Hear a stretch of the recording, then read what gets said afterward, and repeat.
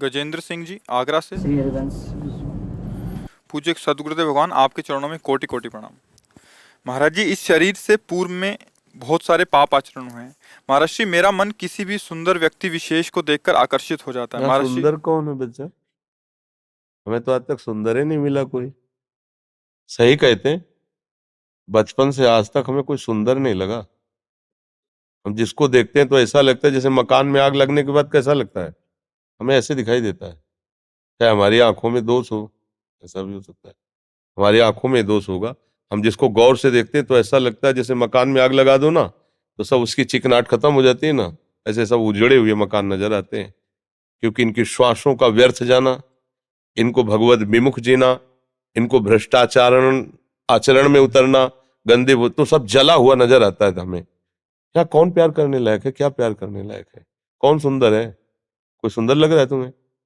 बहुत बहुत ही धोखा है बच्चा। क्या सुंदर लग रहा है? क्या सुंदर लग रहा है? छिरिक दे सुंदर लगेगा तुम्हें? सुबह सो के उठते हो, आंखों में सुंदरता निकलती है क्या? कीचड़ निकलता है ना कान में, और नीचे के क्या सुंदर है? पेशाब टट्टी के द्वारे सुंदर लग रहा है तुम्हें?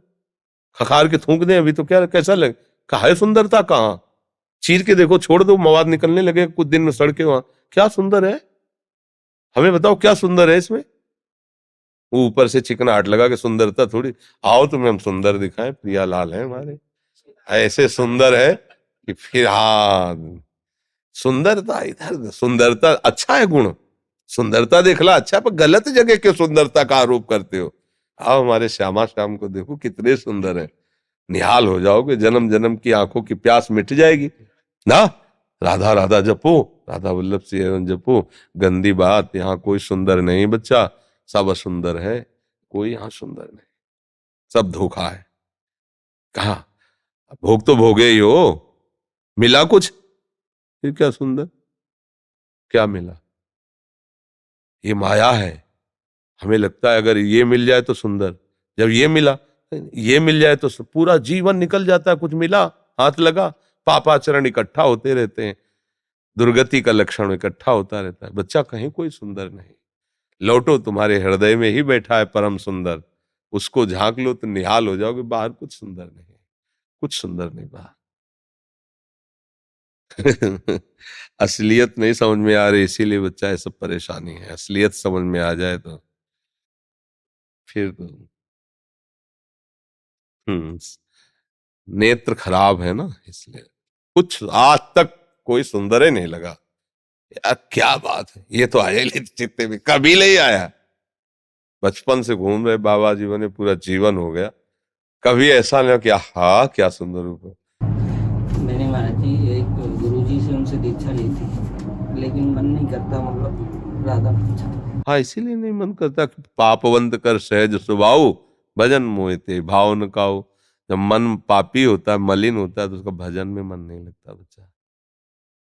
तो दवाई जब कड़वी लगे तो जबरदस्ती खाए, राधा राधा राधा, मन का क्या चक्कर है? तू ना लग, राधा राधा राधा राधा राधा राधा राधा, सब काम बन जाएगा। जिसकी जिह्वा में राधा नाम है, कृष्ण नाम है, सब ठीक हो जाएगा, सारे पाप भस्म हो जाएंगे, हृदय पवित्र हो जाए। पर इसके लिए मेहनत करनी पड़ेगी। देखो बिना मेहनत के कैसे बात बनेगी? मन लगे न लगे, कुछ नियम बना लो कि 1 घंटा आधा घंटा कीर्तन करेंगे, राधा राधा राधा राधा राधा। पर अब नियम बनाना पड़ेगा, नहीं तो मन तो काहे को लगे? मन तो पाप में लगेगा, संसार के भोगों में लगेगा बच्चा। समझ रहे? अमन शर्मा जी, श्री हरिवंश गुरुदेव भगवान, आपके चरणों में कोटि कोटि प्रणाम। महाराज श्री, जिसकी शरणागति दीक्षा नहीं हुई हो पर वो पहले ही आप श्री को गुरु मानता हो और उसकी बिना शरणागति लिए मृत्यु हो जाती है, तो उसको श्री जी मिलेंगी क्या? उसकी निष्ठा, हाँ उसकी निष्ठा काम करती है। जैसे अंदर से हमने वर्ण कर लिया कि आप हमारे गुरु हैं, उस वर्ण का होगा कि आपके मुख के निकले हुए वचन हम स्वीकार करें। जैसे अपने बोलते रहते हैं हमारे जीवन धन राधा है, राधा, तो आप राधा राधा राधा राधा और गुरु भाव स्वीकार कर लें। अब आपकी वही गति होगी जो शरणागति की होती है, उसमें कोई अंतर नहीं होगा। क्योंकि बात हृदय से स्वीकार करने की होती है। बाहर से आपने कंठी ले लिया, तिलक ले लिया, मंत्र लिया और बात एको नहीं मान रहे, तो आपकी पक्का दुर्गति होगी, ये बचा नहीं पाएगी, ये क्रिया नहीं बचा पाएगी। और मान लो आप संयोगवशात कंठी नहीं बंधवा पाए हैं, आप मंत्र नहीं ले पाए, लेकिन हृदय से गुरु माना है, हमारी बात मानकर चल दिए हैं, तो आपको बिल्कुल वैसे ही लाभ मिलेगा जैसे दीक्षा लेने वाले समर्पित शिष्य को लाभ मिलता है। समझ गए? अलवेली शरण जी, महाराज जी आपके चरणों में कोटि कोटि प्रणाम। महाराज जी, आप हमें ये रहस्य बताने की कृपा कीजिए कि श्री हरिवंश महाप्रभु जी के प्यारे कैसे बने, उनकी कृपा कटाक्ष को कैसे प्राप्त करें जो किसी किसी को ही मिली है। महाप्रभु आदेश कर रहे हैं, श्री हरिवंश जो कही कृपा कर साचो प्रबोध सुन्यो बते। श्री हरिवंश जो कही श्याम श्यामा पद कमल संग सिर नायो, तेन बचन मानत गुरुद्रोही निस्दिन कर तापनो भायो। हरिवंश महाप्रभु क्या चाहते हैं? श्याम श्यामा के प्रेमी जनों में जिसका सर झुका रहता है, अर्थात उनकी आज्ञा का पालन करता है, भावे माई जगत भगत भजनी। हरिवंश महाप्रभु के वचन। जय श्री हरिवंश प्रभु राधिका रमन मोको, भावे माई जगत भगत भजनी। यदि भगवत प्रेमी महात्माओं को हृदय से आप नमन करोगे और उनकी आज्ञा का पालन करोगे तो महाप्रभु के लाडले बन जाओगे, महाप्रभु प्यार करेंगे। वो कह रहे हैं भावे, मुझे वही अच्छा लगता है। महाप्रभु आदेश कर रहे हैं, अगर उनके आदेश का पालन न करे तो सेवक जी महाराज गुरुद्रोही कह रहे हैं। तेन वचन मानत गुरुद्रोही निस्दिन करत।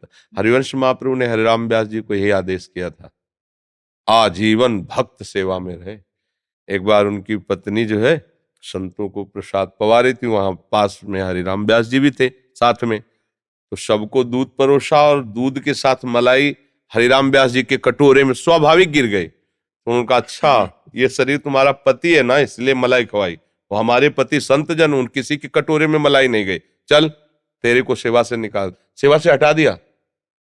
अब वो तो ऐसे भाव में नहीं थी, पर देखो कितनी सावधानी है कि शरीर तुम्हारा पति है इसलिए तुमने मलाई डाल दी, और ये संत हटाओ, गुरु आज्ञा का विरोध, संतों से तुम्हारी लघुता, हमारे शरीर में पति भाव से श्रेष्ठता, तुम सेवा के अधिकारिणी नहीं।